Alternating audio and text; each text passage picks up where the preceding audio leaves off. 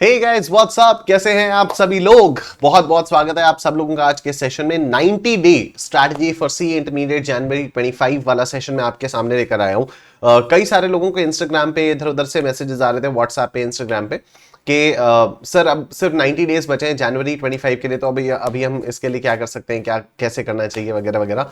तो उसके लिए मेरे पास आप लोगों के लिए बहुत बढ़िया बढ़िया चीजें हैं, तो मैं आपको दिखाता हूं। सबसे पहले अच्छा पूरी वीडियो देखना, क्योंकि हर टाइप के स्टूडेंट की प्रॉब्लम को मैं यहां पर एड्रेस करने वाला हूं and I am going to spit out hard facts. ठीक है, तो मैं यहां पर कोई ऐसी इमोशनल ड्रीम आपको नहीं दिखाने वाला हूं, मैं एकदम प्रैक्टिकल चीज बताने वाला हूं जिससे आप अगर अभी स्क्रैच से भी स्टार्ट करते हो तो आप जनवरी 25 में एटलीस्ट एक ग्रुप क्लियर कर पाओगे, even if you start from scratch right now. ठीक है, लेकिन स्ट्रैटेजीज थोड़ी सी टफ होंगी, स्ट्रैटेजीज को फॉलो करना पड़ेगा। जो लोग फॉलो कर लेंगे वो डेफिनेटली जनवरी 25 में क्लियर कर पाएंगे। ठीक है, तो ये जो 30-40 मिनट की वीडियो है ना, इसको प्लीज एकदम एंड तक देखना है, इसको स्किप मत करना। और कहीं पर भी अगर कोई भी प्रॉब्लम आती है तो just stay till the end of the video, all your doubts will automatically be cleared and even after the end of the video if you still have certain doubts which are not been covered by me in the video, you can drop me a comment और उस comment का मैं आपको personally reply कर दूंगा। ठीक है, तो हम लोग यहां पर सबसे पहले प्रॉब्लम्स के बारे में बात करते हैं। दो टाइप के स्टूडेंट्स हमारे पास होंगे, एक जिनका अभी जनवरी 25 में पहला अटेम्प्ट होने वाला होगा।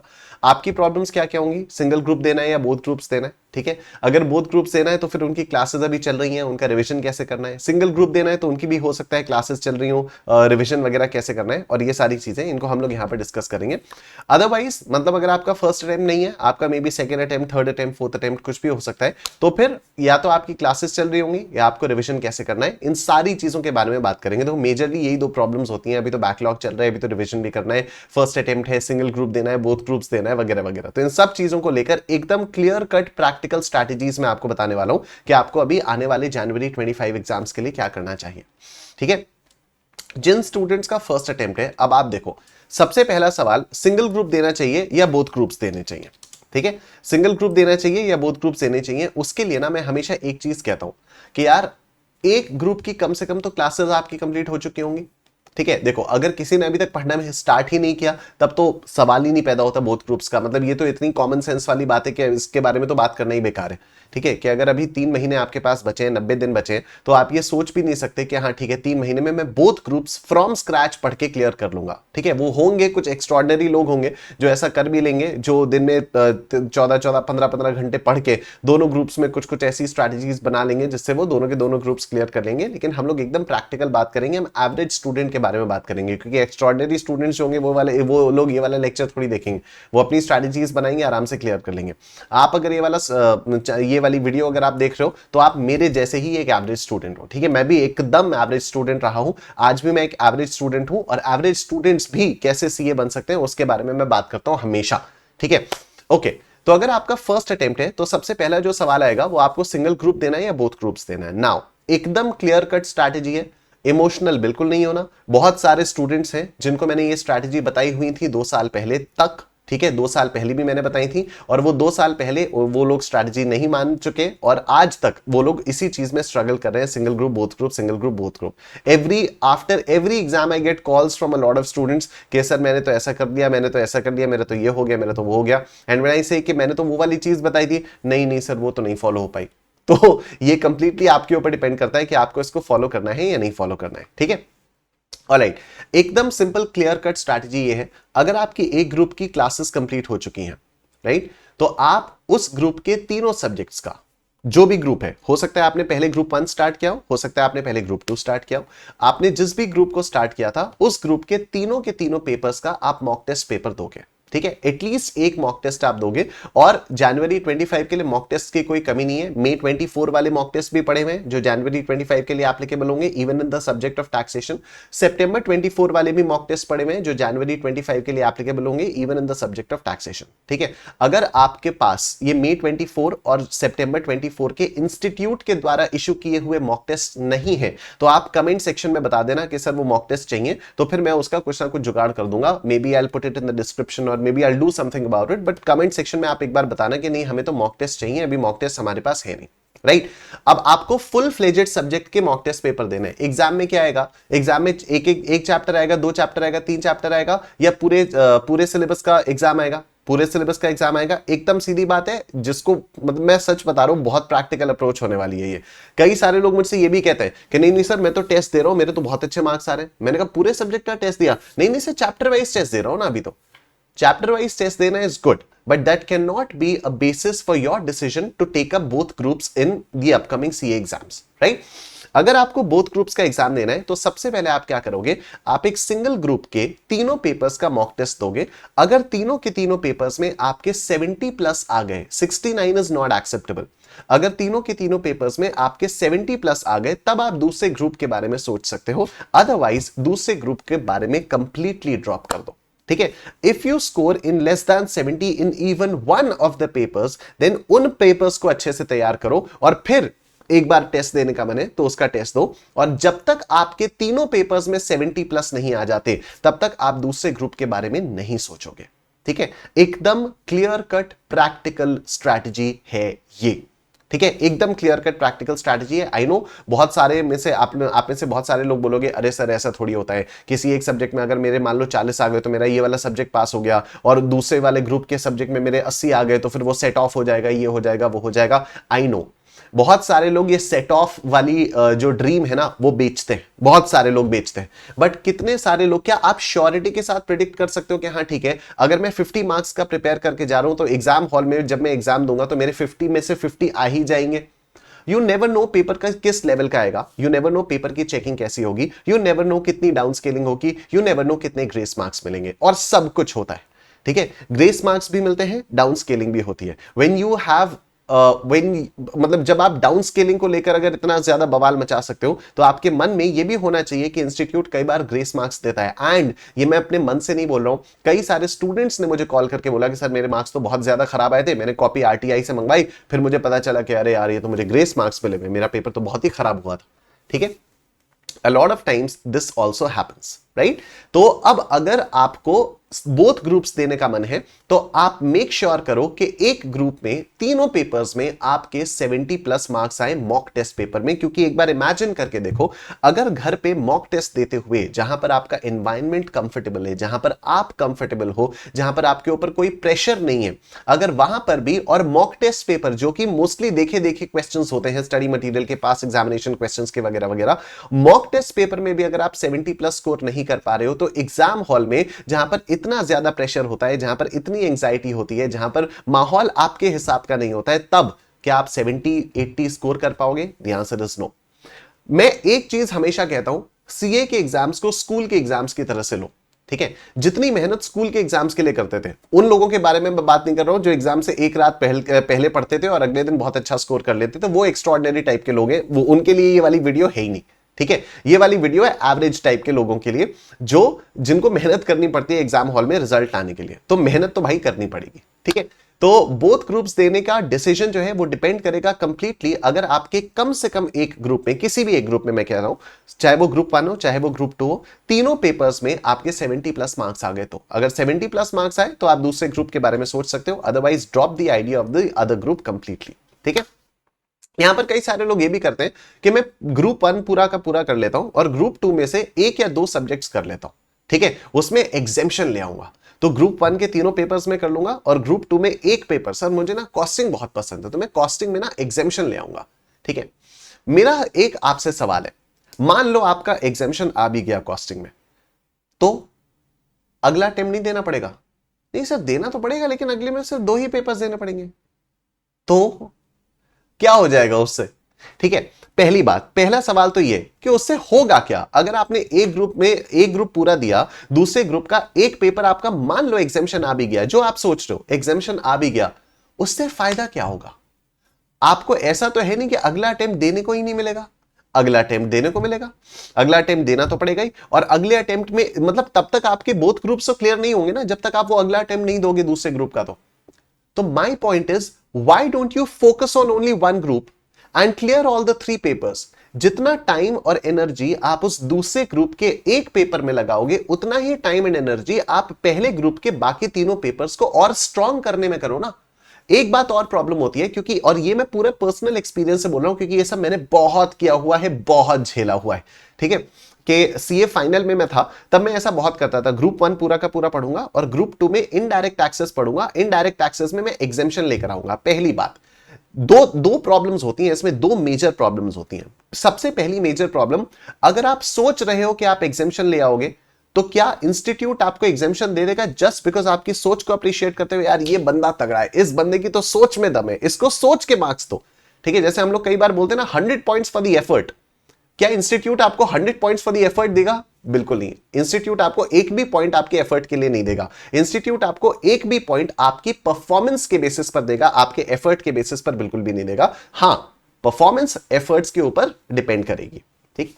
पहली चीज तो ये हो गई, आप अगर सोच के जा रहे हो कि आपने एक पेपर में आप 60 प्लस लेकर आओगे या 70 प्लस लेकर आओगे, तो ऐसा बिल्कुल भी श्योर नहीं है कि आप उस पेपर में 60-70 प्लस लेकर ही आओगे, राइट। अगेन, क्योंकि पेपर काफी अनप्रिडिक्टेबल आ सकता है, चेकिंग काफी अनप्रिडिक्टेबल हो सकती है, तो you don't need to waste time in one paper of the other group, ठीक। दूसरी चीज, सबसे जो बड़ी प्रॉब्लम होती है, और अगेन ये भी मेरे साथ हुई भी है, इसलिए मैं आपके साथ शेयर कर रहा हूं। जब आप दूसरे ग्रुप का कोई एक पेपर पढ़ना स्टार्ट करते हो ना, एक पॉइंट ऑफ टाइम ऐसा आता है जब आपको वहां पर मजा आने लगता है। मजा आने लगता है कि इन द सेंस आपको लगता है यार ये वाला पेपर तो बहुत आसान है, और फिर आपके अंदर की एक लालच आती है कि अरे यार ये वाला पेपर अगर इतना आसान है तो क्यों ना मैं इस ग्रुप के इस पर्टिकुलर पेपर को तो बहुत अच्छे से स्ट्रॉन्ग कर लूं और बाकी दो पेपर्स भी थोड़े थोड़े से पढ़ लेता हूं, जिससे बाकी दो पेपर्स में 40-40 आ जाएंगे। सिर्फ इतना ही पढ़ूंगा कि 40-40 आ जाए, इंस्टीट्यूट का जो पेपर आएगा एग्रीगेट में सेट ऑफ हो जाएगा, इसी अटेम्प्ट में मेरे बोथ ग्रुप्स हो जाएंगे, ठीक। मैं एक बार आपसे सिंपली कह रहा हूं, अपने किसी भी सीनियर से पूछो जिसने ये वाली स्ट्रैटेजी की है। यू नेम वन सीनियर जिसकी ये वाली स्ट्रैटेजी सक्सेसफुल हुई है, ठीक है। और जब ये सक्सेसफुल नहीं होती ना, तो वो कुछ ना कुछ उसका बहाना बनाते हैं। ये मैं इसलिए बता रहा हूं क्योंकि मैंने भी बनाए हुए हैं, मैंने भी इस चीज को लेकर बहुत बहाने बनाए हुए हैं कि अरे वो तो इस वजह से नहीं हो पाया, वो तो इस वजह से नहीं हो पाया, वो तो ये कारण था जिस वजह से वो नहीं हो पाया, ठीक है। नहीं तो स्ट्रैटेजी मेरी बहुत अच्छी थी, नहीं तो पढ़ाई तो मैंने बहुत अच्छे से की थी। द पॉइंट इज, आपका फोकस हिल जाता है, और जब एक बार आपका फोकस हिलता है तो उसके बाद उसको वापस रीबिल्ड करने में, रीगेन करने में बहुत टाइम लगता है, and it completely shakes up your confidence, right. तो अभी अगर आपको बोथ ग्रुप्स देने का बहुत ज्यादा मन है, तो आप मेक श्योर करो कि एक ग्रुप में से, दोनों में से किसी भी एक ग्रुप के तीनों पेपर्स के मॉक टेस्ट पेपर्स दो। आप 4-4, 5-5 मॉक टेस्ट पेपर्स तो इंस्टीट्यूट के द्वारा प्रोवाइड किए हुए आपके पास अवेलेबल है। मेरे ख्याल से 2 सीरीज आती है मई 24 की और 2 सीरीज है सितंबर 24 की। हर सब्जेक्ट के 2-2 सीरीज के mock test papers along with MCQs and everything आपके लिए अवेलेबल है फॉर जनवरी 25 अटेम्प्ट, और वो टैक्सेशन वाले पेपर्स भी जनवरी 25 अटेम्प्ट के लिए एप्लीकेबल है, जो मई 24 और सितंबर 24 के लिए आईसीएआई ने दिए थे, राइट। तो अगर आपके पास हर सब्जेक्ट के 4-4 मॉक टेस्ट पेपर स्वयं आईसीएआई के द्वारा दिए हुए हैं, तो फिर आपके लिए मॉक टेस्ट पेपर देने में कोई प्रॉब्लम नहीं होनी चाहिए। एक एग्जाम वाला माहौल अपने घर में बनाओ, दोपहर को 2 बजे बैठो, क्योंकि एग्जाम भी 2 बजे ही होता है। 2 से 5 के टाइम में अपना फोन वोन ऑफ कर दो, या मम्मी को दे दो, पापा को दे दो, किसी को भी दे दो, कि कोई फोन पे डिस्टर्बेंस नहीं होगी। इन 3 घंटों में मैं सिर्फ और सिर्फ पेपर सॉल्व करूंगा, दैट्स इट। अगर तीनों पेपर्स में आपके 70 प्लस आ गए, तब आप दूसरे ग्रुप के बारे में सोचोगे, अदरवाइज आप दूसरे ग्रुप के बारे में बिल्कुल भी नहीं सोचोगे, क्योंकि आपका फोकस हो जाता है डिविएट। अगर आपका फोकस होता है डिविएट, तो जो पहला ग्रुप है जिसके 3 पेपर्स में आप अच्छा स्कोर कर सकते थे, वो भी खराब, और जो दूसरा ग्रुप है जिसमें आप चाह रहे हो कि आप अच्छा स्कोर कर लोगे, वो तो वैसे भी आने वाला नहीं है, ठीक है। नाउ, हमेशा एक फोकस अपने दिमाग में रखना, जैसे स्कूल में होता था। स्कूल में हमारा माइंडसेट कभी ये होता था क्या कि मुझे सिर्फ पासिंग मार्क्स लाने? नहीं। स्कूल में हमारा माइंडसेट क्या होता था? स्कूल में हमारा माइंडसेट होता था यार मुझे 90 प्लस लाने, मुझे तो क्लास में टॉप 1 to 10 वाले स्टूडेंट्स में आना है, राइट। एटलीस्ट हम सबके घरों में तो यही सिखाया जाता था कि भाई अच्छे से पढ़ाई करो पूरा। हम कभी सेलेक्टिव स्टडी के बारे में सोच सकते थे स्कूल में कि सेलेक्टिव स्टडी करेंगे, ये चैप्टर्स कर लेंगे बस, क्योंकि 40-50 नंबर का तो सिर्फ इन चैप्टर्स से आ जाता है, और सिर्फ इतने चैप्टर्स कर लिए तो काम हो गया? नहीं ना। जब हम स्कूल में कभी सेलेक्टिव स्टडी नहीं करते थे, तभी तो हर क्लास में हम लोग बहुत अच्छे मार्क्स से पास होते हुए आए हैं ना अभी तक। तो सीए में आके अचानक से क्या हो जाता है? 2 चीजें होती हैं सीए में। एक, अटेम्प्ट्स देने को नॉर्मलाइज कर दिया गया है कि मल्टीपल अटेम्प्ट्स लगना तो नॉर्मल है। क्यों नॉर्मल है भाई? क्या एक ही क्लास में मल्टीपल टाइम्स फेल होना स्कूल में कभी नॉर्मल था? नहीं। तो यहां सीए में भी इस चीज को नॉर्मलाइज करना हमें बंद करना होगा कि हां सीए में तो मल्टीपल अटेम्प्ट्स लगते हैं, नहीं लगते। एक अटेम्प्ट में बहुत सारे लोग पास होते हैं, वो जो अपनी पढ़ाई को बहुत सीरियसली लेते हैं, वो जो हर सब्जेक्ट में 100% की प्रिपरेशन करके जाते हैं। यार तुम 100% की प्रिपरेशन दोगे तभी तो इंस्टीट्यूट तुमको 50, 60, 70, 80, 90 कुछ देगा। तुम्हारी प्रिपरेशन तो 100% की होनी चाहिए। यहां पर कई सारे लोग गलती क्या करते हैं, प्रिपरेशन ही 60-70 मार्क्स की करते हैं कि हाँ इतने इतने चैप्टर्स में तो 60 मार्क्स का आ जाएगा। Category A chapters, category B chapters, category C chapters, क्या नॉनसेंस है ये? स्कूल में कभी किया था? नहीं किया था ना। तो ये कैटेगरी ए बी सी के हिसाब से मार्क्स के बेसिस पर ए बी सी में क्लासिफाई करना और पहले उन चैप्टर्स पर फोकस करना। फिर क्योंकि क्या होता है, इससे मैं आपको बताता हूं सबसे बड़ी प्रॉब्लम क्या होती है। इससे सबसे बड़ी प्रॉब्लम ये होती है कि you start with the thought कि मैं फोकस ए कैटेगरी के चैप्टर्स पर ज्यादा करूंगा, but eventually you end up leaving B and C category के चैप्टर्स ऑल टुगेदर।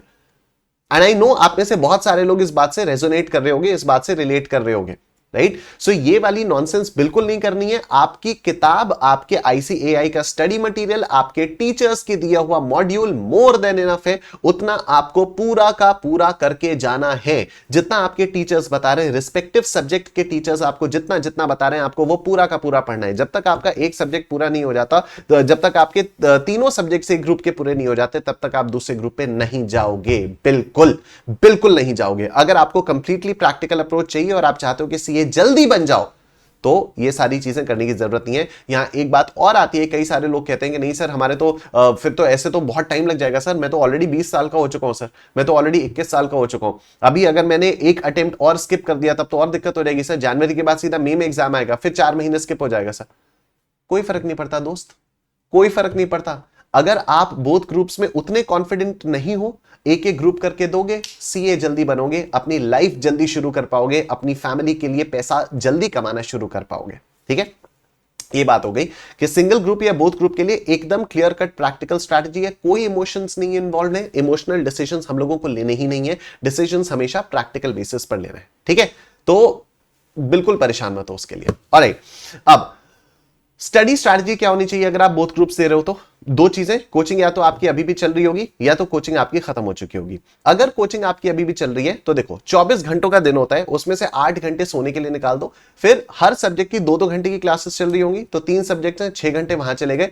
हर सब्जेक्ट के बीच में 15-15 मिनट का ब्रेक होगा, वो ब्रेक 1 घंटे के ब्रेक्स वहां पर चले गए।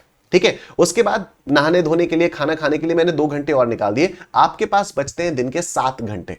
7 घंटे मोर देन इनफ है, 7 घंटे मोर देन इनफ है। आप क्या करो, आराम से 7 घंटों में जो ऑनगोइंग ग्रुप की क्लासेस चल रही हैं उनको भी रिवाइज कर सकते हो, और जो एक ग्रुप ऑलरेडी हो चुकी हैं जिसकी क्लासेस, उसको भी आप रिवाइज कर सकते हो। लेकिन अब 7 घंटों में आपका ब्रेकअप कैसे होगा? 4 घंटे आपको उस ग्रुप को देना है जिस ग्रुप की क्लासेस आपकी चल रही हैं, और 3 घंटे आपको उस ग्रुप को देना है जिस ग्रुप की क्लासेस ऑलरेडी हो चुकी हैं।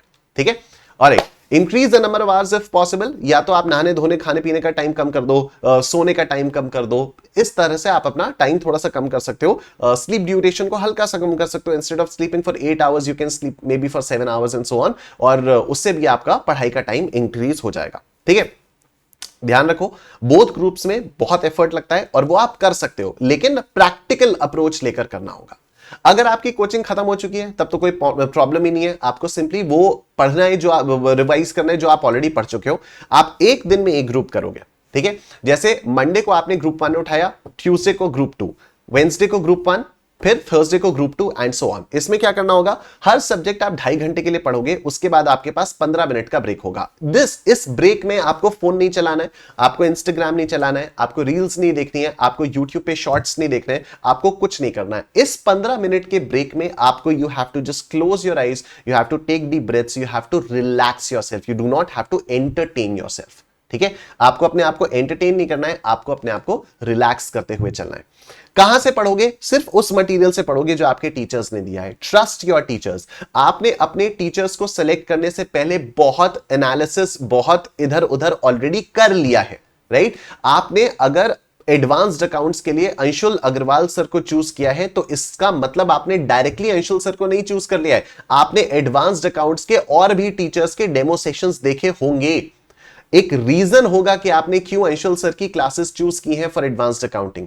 एक रीजन होगा कि आपने क्यों आदर्श जोशी सर की क्लासेस चूज की हैं फॉर लॉ। एक रीजन होगा आपने टैक्सेशन के लिए मुझे क्यों चूज किया है। और अगर आपने क्लासेस लेने के लिए इन एजुकेटर्स को चूज किया है तो फिर उन पर पूरा ट्रस्ट आपको रखना पड़ेगा टिल द एंड। जब तक आपका एग्जाम हो नहीं जाता तब तक आपको इन पर पूरा ट्रस्ट रखना पड़ेगा। जितना मटेरियल ये टीचर्स आपको प्रोवाइड कर रहे हैं, ट्रस्ट मी, वो मोर देन इनफ है, उतना आप देख सकते हो, राइट। नाउ जब आप रिवाइज कर रहे होंगे तो आपको इंपॉर्टेंट क्वेश्चंस लगातार मार्क करते रहने होंगे। वो इंपॉर्टेंट क्वेश्चंस आपके लिए इंपॉर्टेंट होंगे, जिससे एग्जाम से एक दिन पहले आप उन इंपॉर्टेंट क्वेश्चंस को एक बार दोहरा पाओ, एक बार रिवाइज कर पाओ, ठीक है। मॉक टेस्ट पेपर्स आपको लगातार देने होंगे, कम से कम आपको 3 मॉक टेस्ट देने होंगे, ठीक है। कम से कम आपको 3 मॉक टेस्ट देने होंगे 6 के 6 पेपर्स के before you appear for final exam. Now अगर आपका फर्स्ट अटेम्प्ट है और आप सिंगल ग्रुप देने के बारे में सोच रहे हो, तब तो कोई प्रॉब्लम नहीं है। 2 चीजें हो सकती हैं, या तो आपका बैकलॉग हो सकता है और आपको रिविजन्स करने हैं। अब रिवीजन के लिए एक स्ट्रैटेजी बहुत हेल्पफुल है, बहुत डिफिकल्ट है, बहुत बोरिंग है, लेकिन बहुत ज्यादा हेल्पफुल है, ठीक है। बोरिंग है, डिफिकल्ट है, मुश्किल है, लेकिन बहुत ज्यादा इफेक्टिव है, बहुत ज्यादा हेल्पफुल है। अगर आपने इसको प्रॉपरली फॉलो किया तो इनिशियली थोड़ा सा डिफिकल्ट लगेगा, बाद में बहुत आसान हो जाएगा और इसका रिजल्ट आपको एग्जाम वाले दिन दिखाई देगा। एग्जाम वाले दिन जब आप बैठोगे ना वहां पर एग्जाम हॉल में, तो आपको इसका रिजल्ट दिखाई देगा। This is a revision strategy जो मैं सीए फाउंडेशन के स्टूडेंट्स को भी बताता हूं, इंटरमीडिएट के स्टूडेंट्स को भी बताता हूं। कई सारे स्टूडेंट्स उसको फाउंडेशन में नहीं इंप्लीमेंट करते, इंटरमीडिएट में इंप्लीमेंट करते हैं, शुरुआत में थोड़ा सा स्ट्रगल करते हैं, बट एग्जाम हॉल के बाद, एग्जाम के रिजल्ट के बाद बहुत सारे स्टूडेंट्स कहते हैं कि सर ये रिवीजन स्ट्रैटेजी ने एकदम काया पलट कर रखी थी। शुरुआत में बहुत स्केप्टिकल लगता था, शुरुआत में बहुत डाउट भी आता था कि ये काम करेगी या नहीं करेगी, बट बहुत अच्छे से काम करती है। दिस इज कंप्लीटली साइंटिफिक, ये मेरी बनाई हुई नहीं है, ये साइंटिफिकली डिजाइंड रिवीजन स्ट्रैटेजी है, ठीक है। और वो ये है कि आप अगर कोई भी चीज पढ़ोगे तो उसका पहला रिवीजन होना चाहिए with in 24 hours, next revision उसका होना चाहिए with in 3 days from the first revision, and every subsequent revision should happen every 7th day from the second revision, ठीक है। फिर सब्सिक्वेंट रिवीजंस आपके होने चाहिए every 7th day from the second revision. अब इसको आप इंप्लीमेंट कैसे करोगे? Using Google calendar. Google calendar को यूज करके आप इसको इंप्लीमेंट कैसे करोगे, आओ मैं आप लोगों को दिखाता हूं। एकदम जैसा मैंने आप लोगों से बोला था, एकदम प्रैक्टिकल स्ट्रैटेजी मैं बताने वाला हूं। कोई इमोशन नहीं, कोई ड्रामा नहीं, कोई इधर उधर का फ्लफ नहीं, एकदम straight to the point, actionable steps, practical steps, ठीक है। देखो, सपोज आज आपने कोई एक चीज पढ़ी, कभी भी आपने कोई चीज पढ़ी, लेट्स से मैं अपने टैक्सेशन के सब्जेक्ट का एग्जांपल ले रहा हूं। सपोज आज आपने क्या किया, आपने चैप्टर सप्लाई चैप्टर पढ़ा और सप्लाई चैप्टर का आपने पूरा का पूरा रिवीजन कर लिया। अच्छा, मैं आपको एक चीज और बता देता हूं। रिवीजन के लिए ना, रिवीजन के लिए आप जब यहां पर यूट्यूब पे आओगे तो एकाग्रता सीए के यूट्यूब चैनल पर आना।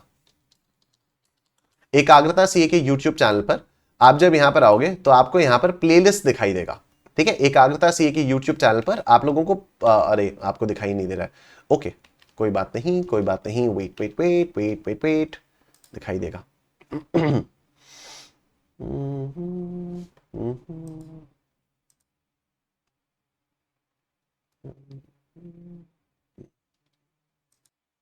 ऑलराइट, तो एकाग्रता सीए के YouTube चैनल पर आपको आना होगा, यहां पर प्लेलिस्ट पर क्लिक करना होगा, ठीक है। और प्लेलिस्ट पर जब आप लोग क्लिक करोगे ना तो आपको दिखाई देगा रिविजनरी सीरीज।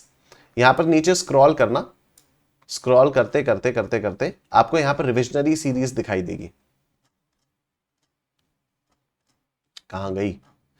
ये देखो, ये देखो, ये रिविजनरी सीरीज है जीएसटी की, और ये रिविजनरी सीरीज जीएसटी की है, और ये रिविजनरी सीरीज इनकम टैक्स की है। This is for income tax and this is for GST, ठीक है। This is for income tax and this is for GST. ये जनवरी 25 के अटेम्प्ट के लिए एप्लीकेबल है, राइट। ये पूरी इनकम टैक्स की है, ये पूरी की पूरी जीएसटी की है। ये आप लोग देख सकते हो, सारे चैप्टर्स यहां पर जीएसटी के आ जाएंगे और यहां पर सारे के सारे चैप्टर्स आपके पास इनकम टैक्स के आ जाएंगे। तो रिवीजन करने के लिए, इनकम टैक्स और जीएसटी का रिवीजन करने के लिए, this is something that you can make use of, ठीक है। इसका आप यूज यहां पर कर सकते हो। रिवीजन के लिए आप इस वाली रिविजनरी सीरीज का काम ले सकते हो, इसकी मदद ले सकते हो। इससे होगा क्या कि जब आप, सपोज आप सप्लाई अंडर जीएसटी में बैठे, ठीक है, आप यहां पर आए सप्लाई अंडर जीएसटी, तो आपने ये लेक्चर 1 सप्लाई अंडर जीएसटी का पूरा रिवीजन कर लिया। 1 घंटे का लेक्चर है, 1 घंटे में पूरा का पूरा सप्लाई अंडर जीएसटी का रिवीजन हो गया। इस 1 घंटे में मैंने क्वेश्चंस नहीं कराए, यहां पर मैंने सिर्फ कॉन्सेप्ट्स का रिवीजन कराया, पूरा एक प्रॉपर चार्ट बनाकर आपका रिवीजन कराया।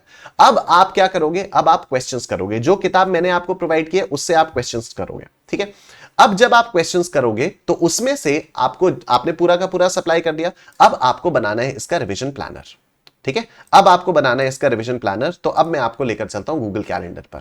तो अब आपने क्या किया, आप यहां पर आओगे क्रिएट पर। अच्छा, सबके फोन्स में ये गूगल कैलेंडर होता है, जिनके फोन्स में गूगल कैलेंडर नहीं है आप प्ले स्टोर पर जाकर डाउनलोड कर सकते हो। ठीक है, जैसे अगर आप एमआई का फोन यूज कर रहे हो या किसी और कंपनी का फोन यूज कर रहे हो तो they usually have their own calendars. Don't use those calendars, use Google calendar only. तो प्ले स्टोर पर जाओ, गूगल कैलेंडर को डाउनलोड करो, यू विल हैव दैट।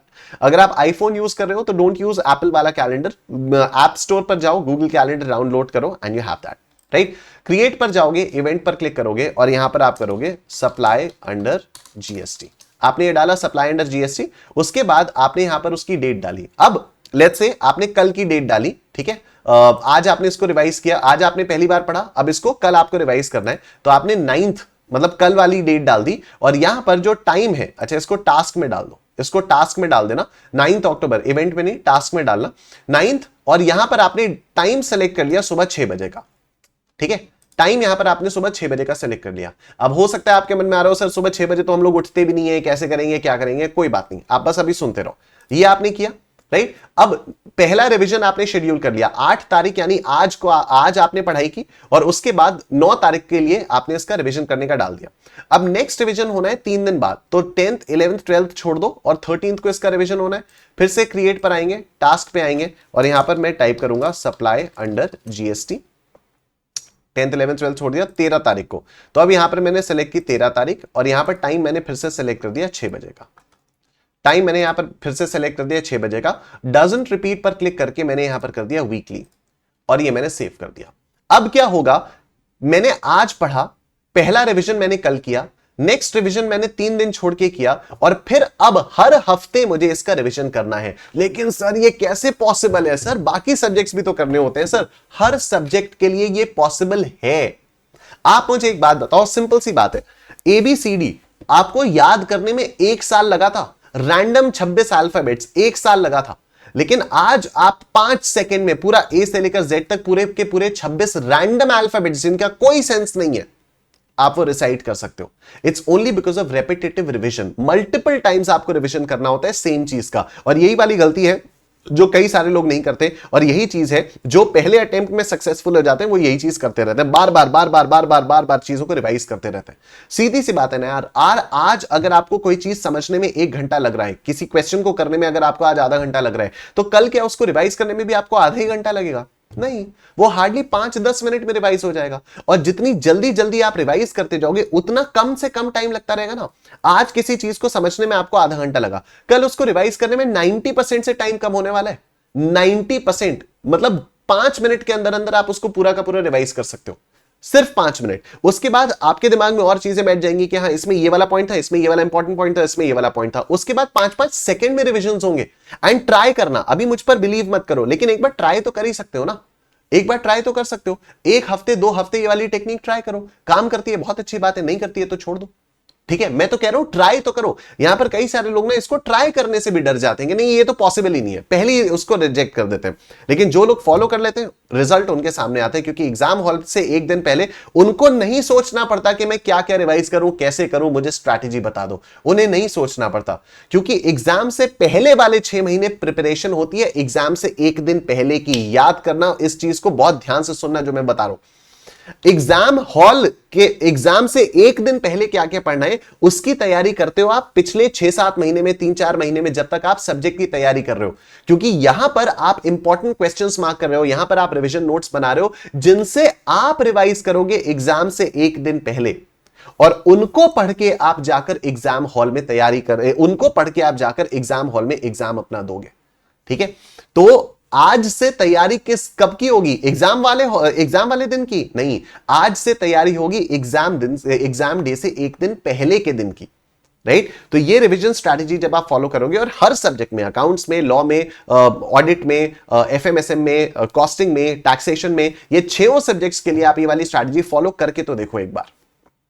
ठीक है, अब यहां पर कई सारे लोग ये भी कहते हैं कि सर सिलेबस ही हमारा कंप्लीट नहीं हो पाएगा, रिवीजन तो कैसे करें? तो भाई जितना सिलेबस कंप्लीट हुआ है उसको तो रिवाइज करना पड़ेगा ना, जितना सिलेबस कंप्लीट हुआ है उसको रिवाइज करना पड़ेगा। इमेजिन दिस, आपने कोई चीज पढ़ी 4 महीने पहले, आपने कोई चीज 4 महीने पहले पढ़ी, ठीक है, अब आपको लगा कि हाँ उतना मेरा कंप्लीट है, लेकिन मैं उसको रिवाइज नहीं करूंगा जब तक मेरा पूरा कंप्लीट नहीं हो जाता, पूरा सिलेबस मेरा कंप्लीट नहीं हो जाता। एग्जाम हॉल में अगर उसके बेसिस पर क्वेश्चन आया जो आपने आज से 4 महीने पहले पढ़ा था, तो क्या आप एग्जाम हॉल में उसका आंसर कर पाओगे? सोचो। आपने जब तक किसी चीज को रिवाइज नहीं किया तब तक आप उसको रिप्रोड्यूस कैसे कर पाओगे? राइट? और यही होती है मेजर प्रॉब्लम। हम सिलेबस कंप्लीशन के चक्कर में रिवीजन को इतना इग्नोर करते हैं ना, हम बैक टू बैक बैकलॉग्स निपटाते हैं, इतनी सारी क्लासेस देखते रहते हैं, back to back binge watch करते हैं हम लोग क्लासेस को, और वो सबसे बड़ी गलती है, वो बिल्कुल भी नहीं करना चाहिए। ठीक है? तो इस तरह से आप अपना रिवीजन शेड्यूल बनाओगे। अब दूसरी चीज एक और आपके दिमाग में सवाल आ रहा है, सर सुबह 6 बजे कैसे पॉसिबल है? सुबह 6 बजे सिर्फ एक रिप्रेजेंटेटिव टाइम है। आपको मैं ये बिल्कुल नहीं कह रहा हूं सुबह सुबह 6 बजे उठ के पढ़ाई करो, लेकिन आप जब भी सोकर उठोगे 7 बजे, 8 बजे, 9 बजे, 10 बजे, 11 बजे, आप जब भी सोकर उठोगे आपके फोन पे रिमाइंडर आ चुका होगा कि आज तुझे इतना इतना इतना इतना रिवाइज करना है। जब तक वो रिवीजन कंप्लीट नहीं हो जाता तब तक आप नया नहीं पढ़ोगे। जब तक वो रिवीजन कंप्लीट नहीं हो जाता तब तक आप नया बिल्कुल नहीं पढ़ोगे।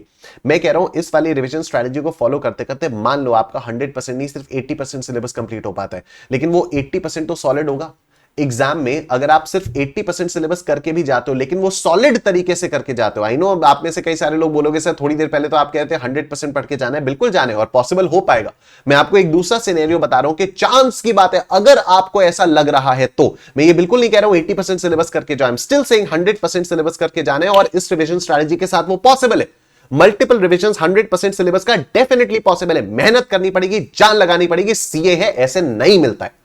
इंस्टीट्यूट का एकदम क्लियर फंडा है कि भाई तेरे को इतनी मेहनत तो करनी है सीए बनने के लिए। अब तेरे ऊपर डिपेंड करता है, तू एक अटेम्प्ट के में उतनी मेहनत करेगा, दिन रात जग के मेहनत करेगा, मेहनत कर करके मेहनत करेगा, या तू मल्टीपल अटेम्प्ट्स दे के उतनी मेहनत करेगा। क्योंकि जब तक तू उतनी मेहनत नहीं करेगा तब तक सीए तो घंटा नहीं निकलने वाला है। मैं लिख कर दे रहा हूं, वीडियो में बोल दिया मैंने, और ये मैं फर्स्ट हैंड एक्सपीरियंस से बोल रहा हूं। मैं जब तक उतने रिविजन्स जितने इंस्टीट्यूट चाहता है वो नहीं होंगे तब तक क्लियर नहीं होगा। एकदम क्लियर कट प्रैक्टिकल बात है ये। ठीक है? तो the thing is very simple. आप 7 बजे, 8 बजे, 9 बजे, 10 बजे, कितने भी बजे उठो, आपके पास फोन पे रिमाइंडर आ जाएगा तुझे इतना इतना आज रिवाइज करना है। और जब तक तू इतना इतना रिवाइज नहीं करेगा तब तक तू आगे नई वाली चीज नहीं पढ़ेगा। इट्स ओके अगर तू 70-80% सिलेबस कंप्लीट के जा रहा है, ओनली इफ ये 70-80% ऐसा है कि इसमें कोई नींद से भी उठाकर पूछे ना कि भाई ये चीज क्या होती है, तो तू पूरा उस पर एस्से लिख सकता है, तू पूरा उस पर स्पीच दे सकता है। ये वाली चीज होनी चाहिए। ठीक है? तो ये रिविजन स्ट्रैटेजी आपको फॉलो डेफिनेटली करनी है, एंड ट्रस्ट मी, करके देखो। 1-2 हफ्ते के अंदर अंदर आपको जो रिजल्ट्स मिलेंगे ना, you'll be amazed at yourself. कई बार कई सारी चीज होती है ना कि सप्लाई में इतनी सारी चीजें याद नहीं रहती, टीडीएस में इतने सारे सेक्शन से याद नहीं रहते, ये याद नहीं रहता, वो याद नहीं रहता। ये करके तो देख यार, ऐसा पॉसिबल ही नहीं है कि कोई चीज तूने इस तरह से रिवाइज की और तुझे याद ना रहे। तो एक बार करके देख इसको। ठीक है?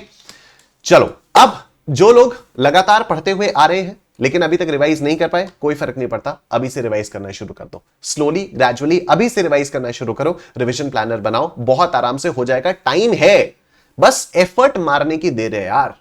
टाइम है, पूरा टाइम है, एफर्ट मारने की देर है। ठीक है? एक बड़ा बढ़िया कोट मैंने सुना था कि stress doesn't come from work, stress comes when you know you can work but you still don't work. ठीक है? तो स्ट्रेस सिर्फ उस वजह से आता है, आपको पता है टाइम भी है, पढ़ाई भी है, सब कुछ है, कर सकते हो पढ़ाई, लेकिन स्ट्रेस कब आएगा? स्ट्रेस तब आएगा जब ये जानते हुए भी कि समय है और पढ़ाई कर सकते हो, आप पढ़ाई नहीं करोगे, डेफिनेटली स्ट्रेस आएगा। ठीक है? तो इसको इग्नोर करो। बैकलॉग्स को लाइव क्लासेस के साथ साथ कैसे कवर कर सकते हैं? पॉसिबल ही नहीं है कि आप लाइव क्लासेस देखो एकदम प्रैक्टिकल बातें हैं यार।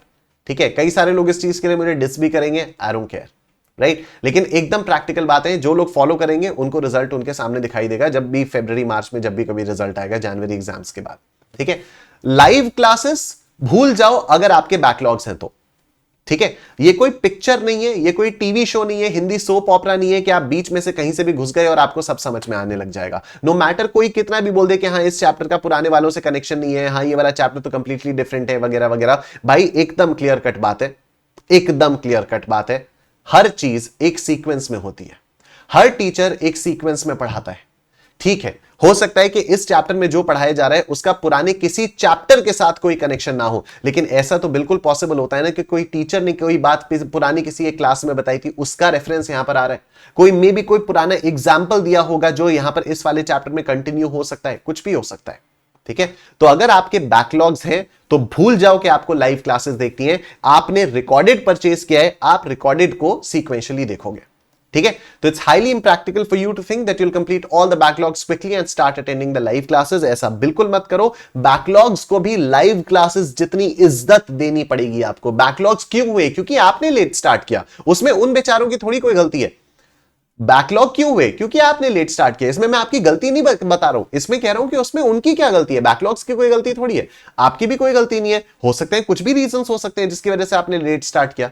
बिल्कुल मैं ब्लेम नहीं कर रहा हूं, कई सारे लोग लेट स्टार्ट करते हैं, लेकिन अगर लेट स्टार्ट किया तो एटलीस्ट उन लेक्चर्स को उस सीक्वेंस में देखो, उस इज्जत के साथ देखो जिस इज्जत के साथ आप तब देखते जब आप लाइव क्लासेस करते। तो ठीक है, तो सीक्वेंस में क्या होना चाहिए? जिस सीक्वेंस में टीचर ने पढ़ाया उस सीक्वेंस में आपको बैकलॉग्स कवर करने।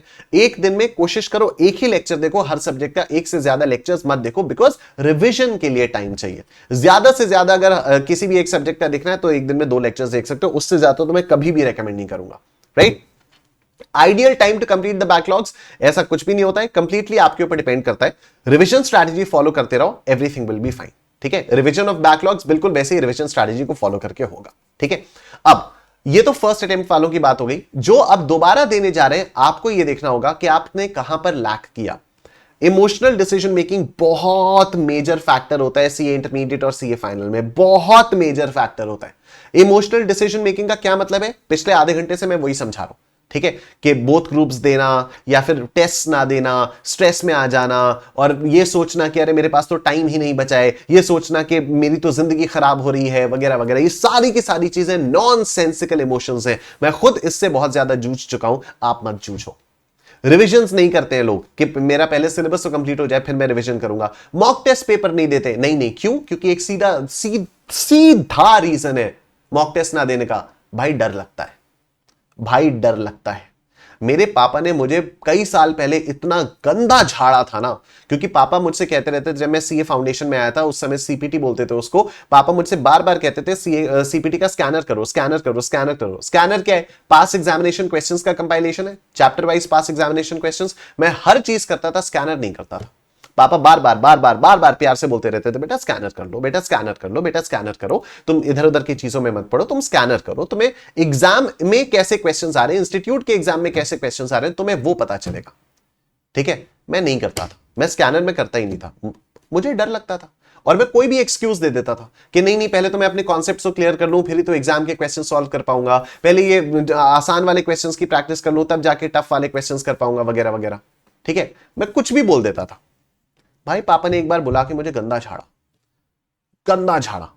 And these were the words जो पापा ने बोले, जो मेरे लिए भी बहुत शॉकिंग थे, क्योंकि यूजुअली घरों में इस तरह से बात होती नहीं है, मेरे पापा भी कभी नहीं करते वो, लेकिन पहली बार किया। लंबा डांटा, उसके बाद बोला क्यों नहीं करते हो स्कैनर? क्योंकि फटती है स्कैनर करने से। और पापा ने जब ये बोला ना, मेरी एक्चुअली हालत इतनी खराब, क्योंकि ये सत्य था, ये सत्य था। हम सब करेंगे, हम ना मॉक टेस्ट पेपर्स देंगे, ना इंस्टीट्यूट के पास एग्जामिनेशन क्वेश्चंस करेंगे, ना इंस्टीट्यूट का मटेरियल करेंगे, हम बाकी दुनिया भर का सारा ड्रामा कर लेंगे। कहीं से किसी के हैंड रिटन नोट्स ले लेंगे, कोई टेलीग्राम ग्रुप ज्वाइन कर लेंगे, कहीं से एमसीक्यूज का ग्रुप ज्वाइन कर लेंगे, कुछ भी दुनिया भर का नॉनसेंस करेंगे, लेकिन जो टीचर्स ने मटेरियल दिया हुआ है वो नहीं करेंगे। जो आईसीएआई कह रहा है कि ये मॉक टेस्ट पेपर्स है, वो नहीं करेंगे।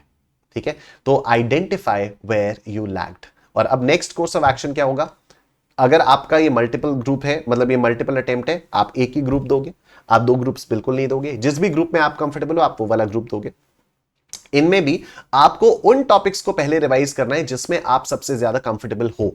कई सारे लोग ये भी गलती करते हैं कि जिन टॉपिक्स में वो कंफर्टेबल नहीं होते उनको रिवाइज करना शुरू करते हैं, ये सोच करके अरे यार बाकी चैप्टर्स तो, बाकी टॉपिक्स तो मुझे आते हैं, वो तो जल्दी रिवाइज हो जाएंगे। यहां पर मैं थोड़ी सी प्रॉब्लम में हूं, इसको मैं पहले कर लेता हूं। इससे पता है सबसे बड़ा डिसएडवांटेज क्या होता है? सबसे बड़ा डिसएडवांटेज है कि जो आपको नहीं आता आपने उसमें अपना एफर्ट डाल दिया, जो आपको आता है वो तो आप रिवाइज ही नहीं कर रहे। तो जो आपको आता है उसको आप रिवाइज ना करके तो भुलाए जा रहे हो ना यार, राइट? तो अगर आपका ये दूसरा, तीसरा, चौथा अटेम्प्ट है, कोई भी अटेम्प्ट है, बहुत आराम से जनवरी 25 अटेम्प्ट आपका क्लियर होगा। लेकिन पहले उन टॉपिक्स पर फोकस करो जो आपको ऑलरेडी आते हैं, उनको रिवाइज करके पक्का कर लो एक बार। उनको रिवीजन शेड्यूल के ऑटोमेशन में डाल दो कि हाँ यार ये तो मुझे हर हफ्ते रिवाइज करने ही करने, और साथ साथ आप अपने नए टॉपिक्स को ब्रश अप करते रहो।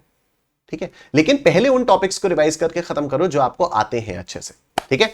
रिवीजन प्लानर बनाते रहो and please make sure that you follow it. अब आपके कुछ क्वेश्चंस होंगे यहां पर कि इस बार मेरे दोनों ग्रुप्स में हर सब्जेक्ट में 40 अबव आए थे, क्या मैं फिर से दोनों ग्रुप्स नहीं दे सकते? The answer is absolutely not.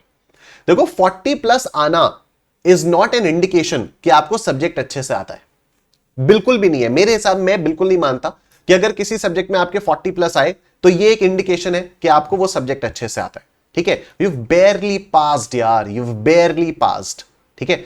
Subject अगर आपको अच्छे से आता है तो आपके डेफिनेटली 60-70 प्लस आने चाहिए, डेफिनेटली, अगर आपको वो सब्जेक्ट अच्छे से आता है तो दोनों ग्रुप्स के चक्कर में बिल्कुल पढ़ने की जरूरत नहीं है। 40 प्लस कई बार फ्लूक से भी आ जाते हैं, कई बार ग्रेस मार्क्स की वजह से आ जाते हैं। बिल्कुल आपको दोनों ग्रुप्स के चक्कर में पढ़ने की जरूरत नहीं है, आपको एक ही ग्रुप पे फोकस करना है अगर ये आपका सेकंड थर्ड फोर्थ अटेम्प्ट है तो, ठीक है। मेरा बहुत ही ज्यादा मन है सर बोथ ग्रुप्स देने का, प्रिपरेशन उतनी अच्छी नहीं है। जनवरी अटेम्प्ट स्किप करके मई में दे दूं बोथ ग्रुप्स? प्लीज नहीं, नहीं। अटेम्प्ट स्किप करने की अगर एक बार आदत लग गई तो हर अटेम्प्ट स्किप होगा किसी ना किसी बहाने से, हर अटेम्प्ट स्किप होगा, हर अटेम्प्ट स्किप होगा, मैं गारंटी दे रहा हूं, ठीक है। मैं जानता हूं एक इंसान को, कई इंसानों को मैं ऐसे जानता हूं जो 3-3 साल से सीए फाइनल में अटके हुए, उन्होंने अटेम्प्ट ही नहीं दिया है। क्यों? डर लग रहा है। एक अटेम्प्ट अगर स्किप हो गया तो मान के चलो भाई आगे आने वाला हर अटेम्प्ट स्किप होने वाला है, और कोई भी रीजन होगा जो उस समय बहुत जेन्युइन और उस समय बहुत वैलिड लगेगा, ठीक है।